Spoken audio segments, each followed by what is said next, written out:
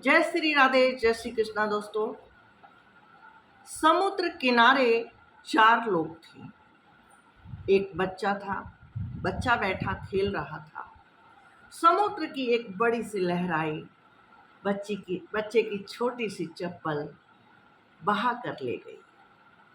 बच्चे ने, मासूम सा बच्चा था, अपने उंगली से रेत पर लिखा, समुद्र चोर है। मासूम सा स्वभाव उसको लगा, समुद्र चोर है, मेरी चप्पल ले गया। और एक वहीं पास में मछुआरा था जो मछलियों को पकड़ कर लाया, और उसने लिखा, सोचने लगा, अगर ये समुद्र ना होता, ये मछलियाँ ना होती, तो हमारा जीवन कैसे चलता। ये सोचकर उसने लिखा, समुद्र पालनहार है। एक बूढ़ी अम्मा ने सुन रखा था कि समुद्र में सीपें होती हैं, सीप के अंदर मोती होते हैं। उन्होंने एक सीप मिली, उसे खोल कर देखा तो उसमें बहुत सुंदर सुंदर मोती मिले। मोती लिए उन्होंने समुद्र की उसी रेत पर लिखा, समुद्र दानी है। और वहीं पर कुछ लोग टहल रहे थे। उनमें से एक ने लिखा, समुद्र बहुत सुंदर है, अद्भुत, अमेजिंग, बहुत सुंदर है समुद्र। इन चारों ने अपने अपने भाव प्रकट किए और समुद्र की एक बड़ी सी लहर आई और वो सब कुछ मिटाकर बहा कर ले गई। मिटाकर चली गई, बराबर कर दिया रेत को। जो कुछ भी लिखा था सब बराबर हो गया। तो दोस्तों, हम सबका जीवन भी एक समुद्र की तरह है, जिसमें बहुत सारे लोग आते हैं।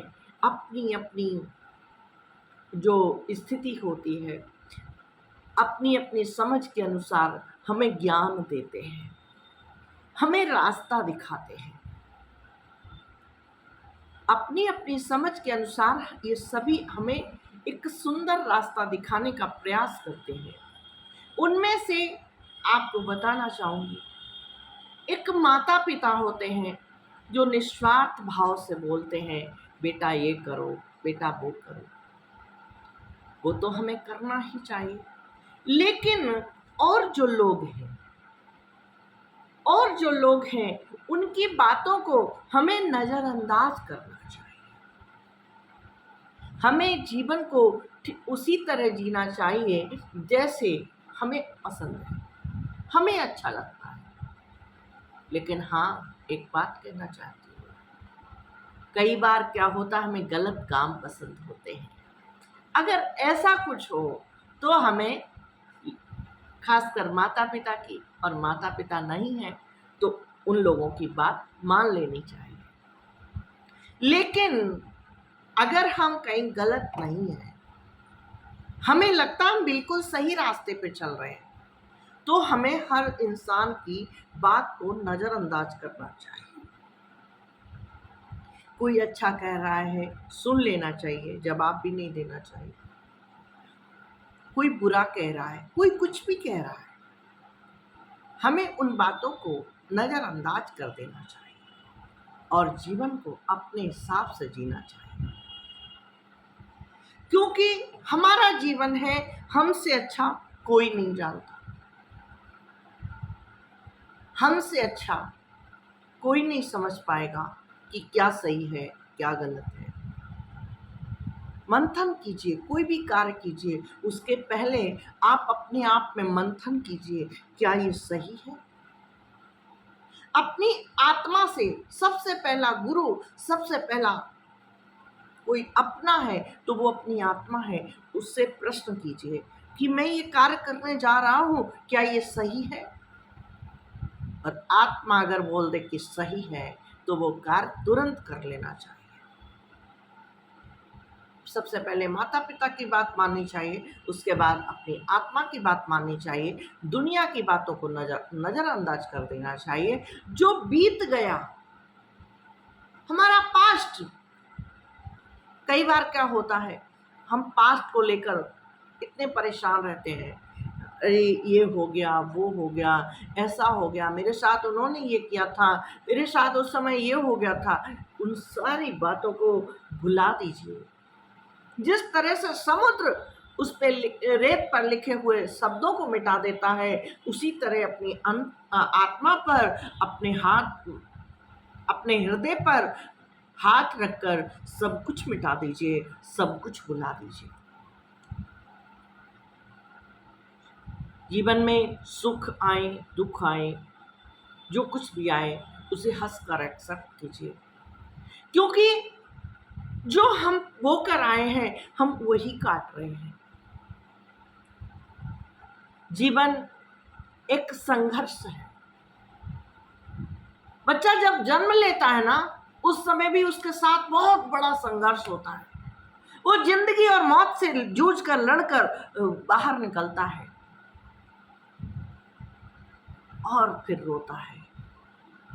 और जब इंसान मरता है ना, तो खुद तो चला जाता है, लेकिन अपने पीछे बहुत सारे लोगों को रोता हुआ छोड़ जाता है।